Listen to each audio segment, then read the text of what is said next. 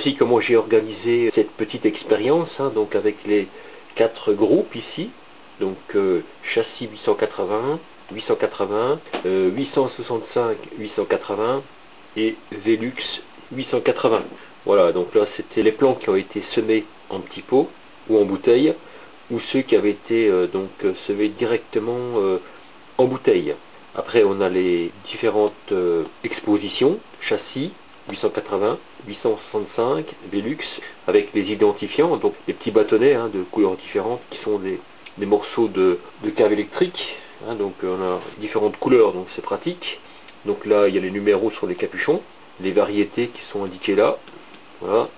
Et puis après les plants qui auraient été exposés différemment par rapport à initialement. Voici l'évolution des 31 semis de tomates que j'avais réalisé le 1er mars. Sur 31 graines de semées, j'ai eu 30 plants de levée. Cette année, j'ai testé donc des semis en gobelet et des semis en bouteille pour comparer l'évolution et la facilité de germination et également la facilité de repiquage ou de culture des jeunes plants. Donc ici, ce sont les plants développés en petits pots. Alors voici donc les plants de tomates qui ont été semés dans des bouteilles. Voilà, donc l'avantage c'est que progressivement, au fur et à mesure que le plant se développe, eh bien il s'enracine dans la partie de terreau supplémentaire.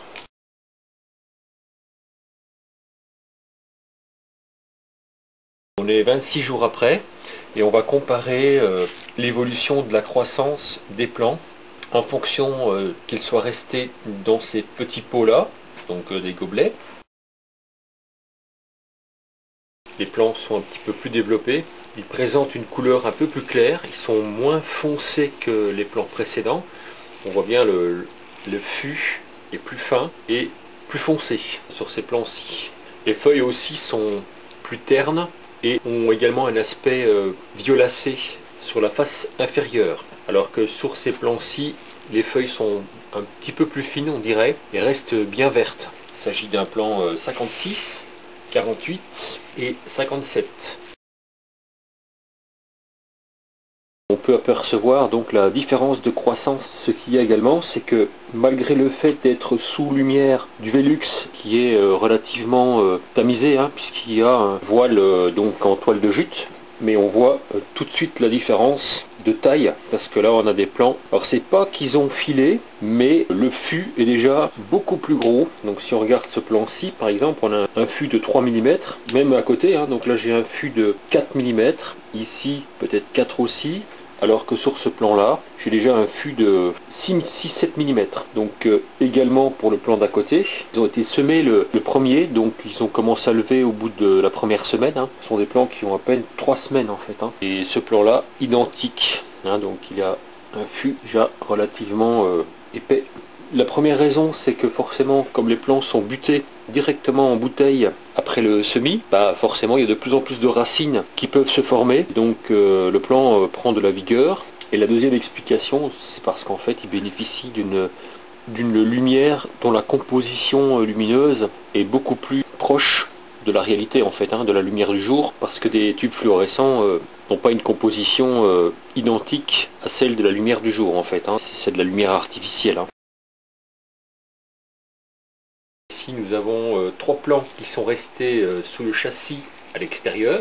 On voit que ces plants ont souffert soit du gel, parce qu'il faisait frais la nuit, il y avait des périodes de température négative, ou alors ils ont souffert d'une exposition assez intense au soleil, puisque c'est une période au cours de laquelle il n'y avait pratiquement pas de nuages dans le ciel, donc on avait les rayons, même s'ils étaient relativement inclinés par rapport à la saison, eh bien ils étaient quand même intenses et directs, donc il est possible que ces plants ont souffert soit l'une des deux causes physiques ou alors des deux. Je vais prendre ce plan-ci par exemple et les comparer avec les 3 autres situations. C'est un plan qui commence également à présenter une coloration des pieds. On voit que la tige principale commence à devenir pourpre, un peu comme ces plans-ci. Les feuilles par contre sont moins foncées.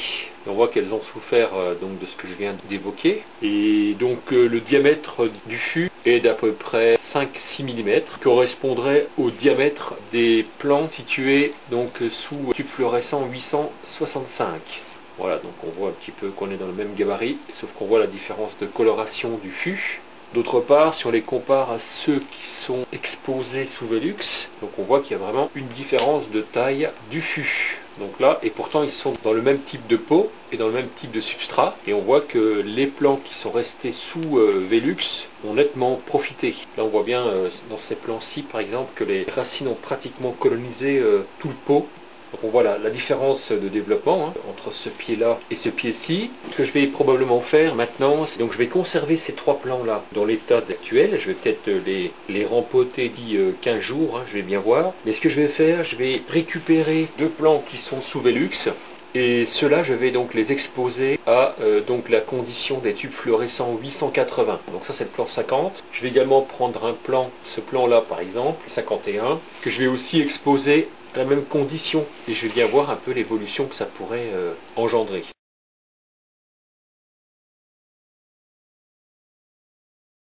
Alors là je reprends les trois plans qui étaient restés dans les petits pots. Donc ce qu'on peut constater là, c'est que les tiges mesurent au maximum 6 mm d'épaisseur. On a toujours des plans qui sont d'un vert foncé. Sous les feuilles on a une apparence pourpre en fait. Voilà, on voit qu'il y a un reflet pourpre en fait sous la feuille. Mais on voit qu'ils ont filé un petit peu puisque les cotylédons sont 2 à 3 cm au-dessus de la terre. Depuis le sol, ils mesurent maintenant 15 à 16 cm. Maintenant, si je prends les trois plants qui ont été exposés aux mêmes conditions de luminosité, ce plan-ci est assez impressionnant parce que si je prends la hauteur du plan, depuis donc les cotylédons, on va prendre cette référence là, là on a un plan qui mesure 20 cm à peu près. La taille de la tige, 6 mm de diamètre. Voilà, et là il s'agit du plan 50. Donc c'est un plan équivalent à celui-ci. Voilà, donc on voit la différence. On ne peut pas les confondre. Donc on a une différence nette du développement du plan.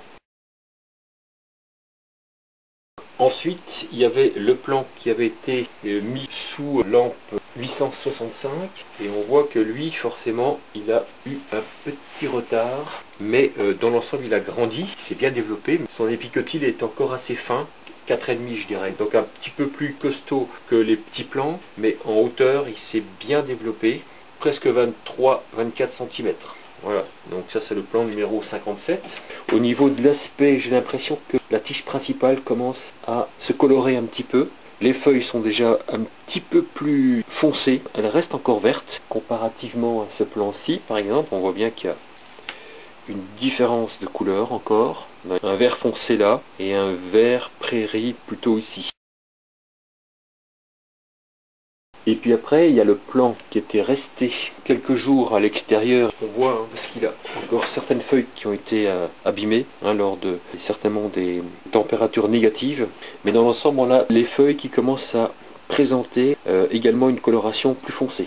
On est entre les deux plans précédents. Donc on n'est pas encore sur un vert très foncé et on n'est plus sur un vert prairie. Donc la tige principale qui fait 6 mm au niveau des cotylédons. Et c'est un plan qui mesure presque 19 cm. Alors là on a les deux plans qui sont restés en extérieur et rentrés donc lorsqu'il y a un risque de gel. Ils sont pas tout à fait exposés de manière directe aux rayons du soleil puisqu'ils sont dans un espèce de châssis avec une ouverture vers le haut. C'est donc la même série que le plan que j'ai finalement rentré. Voilà, celui-ci c'était la même série qui avait subi aussi les mêmes dommages et donc j'ai tenté de le remettre sous ce tube fluorescent de type 880 pour voir comment il allait évoluer. Et bien on peut maintenant constater la différence puisque on a tout de même un plan qui est un peu mieux développé que les deux autres et la tige a acquis une épaisseur, donc c'est le plan 51. Donc au niveau des cotylédons, on a une épaisseur de pratiquement 7 mm. Alors que si je compare avec l'autre plan, on a un épicotyle d'à peu près 5 mm. Là, et on voit le plan qui est plus petit. C'est net. Et si je le compare encore avec le deuxième plan, il s'agit d'un plan 58. Et ici, il s'agit du plan 59. Donc on voit que au niveau des cotylédons, la tige est beaucoup plus petite, de 2 mm je dirais. Et on a un plan qui est sensiblement de la même taille. Voilà, et on a aussi un plan qui est sensiblement aussi de la même couleur. dirais qu'il n'y a pas de tendance à devenir pourpre. Donc sur la partie inférieure, ce plan-ci, on n'a pas de teinte pourpre également. La seule différence que l'on peut constater, c'est la densité du feuillage acquise par le plan que j'ai placé sous tube fluorescent. Donc on a des feuilles qui sont plus volumineuses et d'un vert plus dense. Contrairement donc à ces plans-ci, où on a un feuillage qui est plus ténu, avec un vert, je dirais, donc entre le vert prairie et le vert forêt, on va dire. Donc ici on a un vert intermédiaire. Idem pour le deuxième plan, on a un vert qui est moins dense, moins foncé que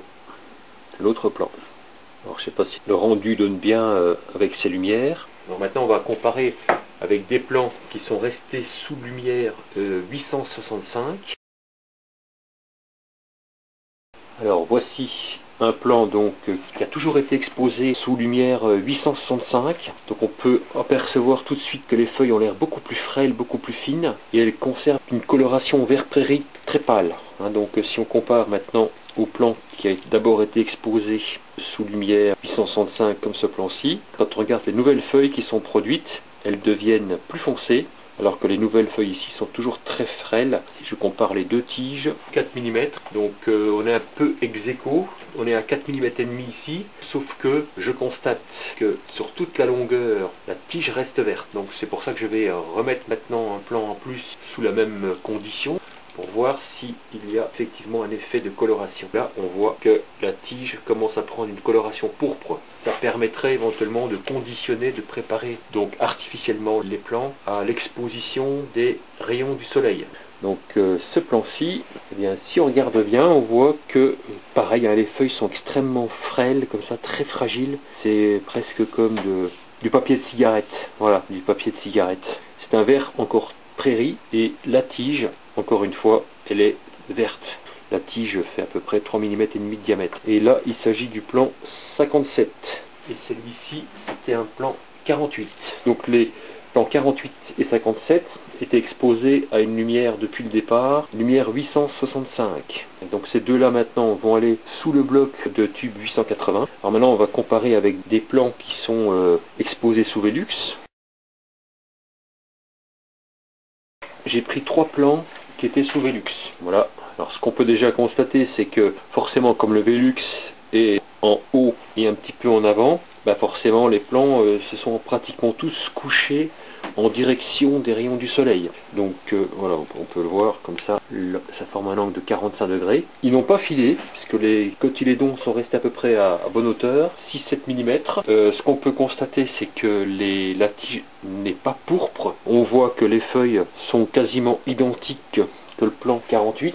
Je dirais qu'elles sont un petit peu plus épaisses, mais elles sont très vertes. Donc on n'a pas de coloration pourpre perceptible sur ce plan-là, et sur pratiquement tous les plans, j'ai vérifié, aucun plan ne présente une coloration pourpre. Par contre, il y a un élément intéressant que j'ai constaté, c'est qu'il y a des petits points, des petites taches sur certaines feuilles, comme s'il y avait une disparition de chlorophylle, comme si on pouvait voir à travers. Donc est-ce que c'est une réaction au soleil? Je ne sais pas. Un deuxième plan ici, lui il est un petit peu moins penché puisqu'il était peut-être plus en avant. Tout va dépendre aussi à quel moment il commence à être exposé. Et là on voit aussi des taches. On les voit bien.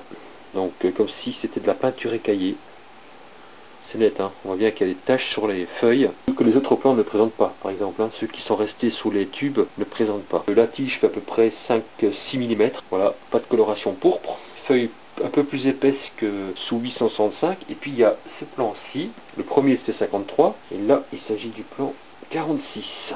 Ensuite on a ce plan-ci qui est intéressant, puisqu'il était situé plutôt en avant et à gauche, et comme le pare-soleil était un petit peu encelé au départ, ce qu'on peut constater c'est que ce plan-ci a été certainement grillé par le soleil. On voit.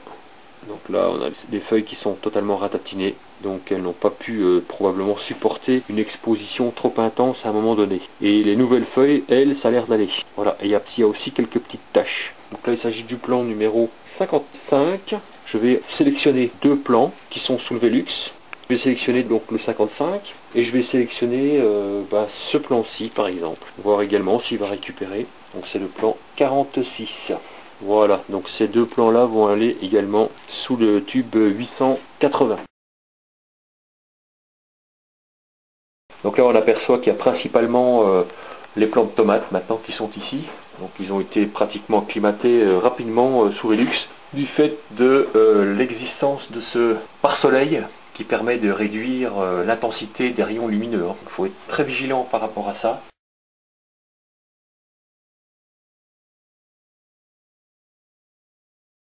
Donc ici c'est le plan qui a été développé d'abord en châssis. Donc on peut voir que ce plan-ci présente un excellent développement. Voilà, donc là on a vraiment un fût qui est quand même relativement imposant, puisqu'on a plus d'1 centimètre à la base là. Et voici donc les autres plans, comparativement, qui ont été eux exposés à la luminosité extérieure, donc lumière du jour, mais qui avaient été rentrés lors des risques de gel. Ben voilà, donc on voit que ces plans-ci se développent pas mal non plus. Ils ont à peu près la même coloration des feuilles, donc un peu des reflets pourpres comme ça, plus un vert bien prononcé. Sauf que bon, ils ont un diamètre moins important. Là il s'agit du plan 55. Et le deuxième plan qui était dans les mêmes conditions extérieures que le plan 55, c'est le plan 58. On voit qu'ils ont à peu près le même aspect que le plan 51. Donc on a un fût qui n'est plus vert, verdâtre et vert clair. On a des feuilles qui sont d'un vert plus sombre et on a donc cette teinte un peu pourpre du fût. Maintenant on va prendre le groupe qui a été exposé de façon continue à la lumière 880. Eh bien, ce qu'on peut constater, c'est que ces plants présentent vraiment une couleur vraiment très chatoyante, donc d'un vert intense, hein, d'un vert très profond, comme ça. C'est vraiment un très beau vert. Les plants présentent également donc un aspect pourpre, hein, comme ça, surtout à la base. Je dirais qu'en haut, ils présentent un vert un peu différent. Voilà, alors ce que je peux constater, c'est que forcément, le fait d'avoir transplanté ce plan-là le 9 avril dernier, donc il y a à peu près 10 jours, eh bien on voit qu'il y a eu une stimulation des plants. Voilà, on a la tige qui est un peu plus épaisse. Voilà, on a plus de feuilles aussi. On voit hein, que c'est un peu plus fourni. Idem avec l'autre plan, qui est lui également resté en gobelet. On a un fût de 6 mm, là on a déjà presque un fût de 8-9 mm. Voilà, donc on voit qu'il y a un effet bénéfique. On voit qu'il y a donc corrélation entre la taille du plan et forcément son système racinaire. Hein, parce que forcément là, si on regarde, les racines ont commencé déjà à coloniser pratiquement tout le terreau. Et ce plan a été repiqué il y a une dizaine de jours. On a les mêmes teintes au niveau des feuilles hein, pour ces trois plans-là. C'est pour moi une lumière qui est bien adaptée au plan de tomate parce qu'on va comparer avec une lumière 6500 Kelvin et on va voir nettement la différence. Hein. Maintenant, je vais transpoter encore un plan. Je vais le rempoter non plus dans une bouteille d'1,5 litre, mais dans des bouteilles de 2 litres. Donc forcément, je vais conserver un plan dans ce gobelet-là qui va me servir de lot témoin en fait. Hein. On voit bien que les feuilles sont beaucoup plus petites, sont beaucoup plus ciselées. C'est comme si c'était miniaturisé. Voilà, quand le plan se développe dans un gobelet, il est miniaturisé, on va dire. Ça devient un bonsaï. Voilà, donc le plan 52 maintenant est donc rempoté dans une bouteille de 2 litres. Voilà, donc on va les comparer par rapport au plan qui va rester dans son petit gobelet et au plan qui lui est rempoté dans une bouteille de 1,5 litre. Voilà, donc ça c'est le plan qui est resté sous 6500 Kelvin. Et on voit donc que c'est un plan qui est très élancé, mais très frêle. La mesure à peine 6 mm. Les feuilles sont toujours très fines, très peu développées, très peu déployées. Donc c'est une lumière apparemment qui est trop chaude pour ces plants. C'est une lumière qui ne leur convient pas, visiblement, puisque si on les compare à des plants qui ont été donc exposés à du 880 depuis à peu près 10 jours, et on va voir la différence. Donc on voit que les feuilles deviennent plus larges, plus plates aussi, elles sont pas recroquevillées comme si elles étaient convexes, sont donc un peu voûtées là. On a aussi des feuilles qui changent de couleur, elles deviennent plus foncées et les tiges deviennent plus pourpres également. Alors que sur ce plan là, ça reste vert. Et même à la base, on n'a pas de coloration pourpre. Et on voit également le plan 48 qui est ici. Il commence à produire des nouvelles feuilles ici. Et on a les feuilles qui commencent à se déployer et à être un peu moins concaves également. Et on a la feuille qui commence à être un petit peu plus épaisse. Elle ressemble de moins en moins à du papier de cigarette, hein, alors que là c'est vraiment très fin. Et le fût également commence à présenter une coloration pourpre. C'est pas la dimension du pot qui explique la différence d'aspect des plants, excepté pour éventuellement la taille du fût. Et donc maintenant on va comparer les plans Velux et 880. ça va être un peu plus compliqué puisque depuis le 11 avril, eh bien j'ai dû comment dire, transférer tous les plans qui étaient sous Velux ailleurs puisque l'incidence des rayons du soleil commençait à être vraiment agressive hein, pour les plans. J'ai commencé donc comme je l'avais décrit à avoir des petites taches circulaires sur les plans. C'est parce qu'en fait les rayons lumineux parvenaient à traverser la double épaisseur de toile de jute que j'avais placée juste sous la fenêtre du Velux, la vitre du Velux. Donc et la preuve, donc ici j'ai eu un plan qui a été littéralement grillé sur place. Voilà, c'est le plan 55. Hein. Donc voilà, donc ce plan a été littéralement desséché par le soleil. Je dirais qu'à partir du 1er avril, il faut commencer à être prudent. Hein, donc à partir du 1er avril, sous Velux, même avec une protection, faut faire attention.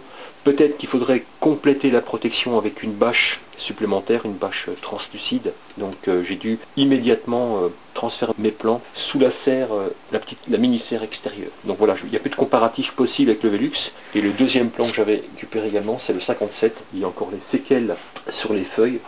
On voit encore les petites taches circulaires ici. C'est en fait les rayons qui parvenaient à passer donc à travers une double épaisseur de toile de jute. Il y a quand même la moitié des plans qui étaient sous Velux qui sont quand même en piteux état. Donc là il redémarre, mais faut faire attention sous Velux. Hein. Je l'avais déjà expérimenté il y a 2 ans, mais j'avais pas mis de protection. Je pensais être plus confiant avec la toile de jute, mais non, c'est pas suffisant, hein. Faut faire attention. Mais voilà, donc ici on a un plan qui était sous Velux et qui a été donc transféré le 7 avril, hein, donc sous lampe 880. Donc et on voit encore une fois qu'on a l'apparition de l'aspect pourpre des tiges, donc ça c'est de nouveau évident, et on a les feuilles qui sont bien plus épanouies que ce qu'elles étaient sous Velux. Même si les fûts avaient un bon développement sous Velux, bien ils ne présentaient pas ces aspects-là. Mais les nouvelles feuilles, on voit tout de suite qu'elles sont beaucoup plus vertes, donc ce vert profond. On voit également qu'il y a des poils sur les feuilles, et on voit que le plan se sent plus à l'aise en fait. Hein. Mais il y avait également un plan qui avait été aussi sous Velux, et qui avait été transféré lui le 27 mars. Donc avant le problème du soleil, et on voit ce plan qui est resté maintenant depuis presque 3 semaines sous lampe 880. On voit qu'il est relativement costaud. Voilà, avec des belles feuilles épanouies, c'est presque des feuilles de chêne. Hein. Donc on a vraiment un très beau plan, bleu-orange, plan numéro 50. Et voilà, la démonstration est faite que la lampe 880 est vraiment une lampe idéale pour démarrer en fait les plans sous lumière artificielle quand on n'a pas les moyens de mettre ces plans à l'extérieur. Donc si je devais faire une synthèse dans le cas présent, je dirais que l'idéal c'est de semer donc en bouteille, donc, et de préférence peut-être même des bouteilles de 2 litres. Donc semer à peu près aux 2/3 de hauteur de la bouteille, compenser quand le plan se développe et filer un petit peu, mais exposer rapidement les jeunes plants à une lampe 880. C'est l'enseignement que je tire de cette expérience. C'est de cette façon-là que je vais certainement procéder l'année prochaine. Voilà, donc du 8000 Kelvin dès le départ, voilà, et les conserver donc sous cette ambiance donc lumineuse jusqu'à la sortie des plants en fonction des conditions de chacun.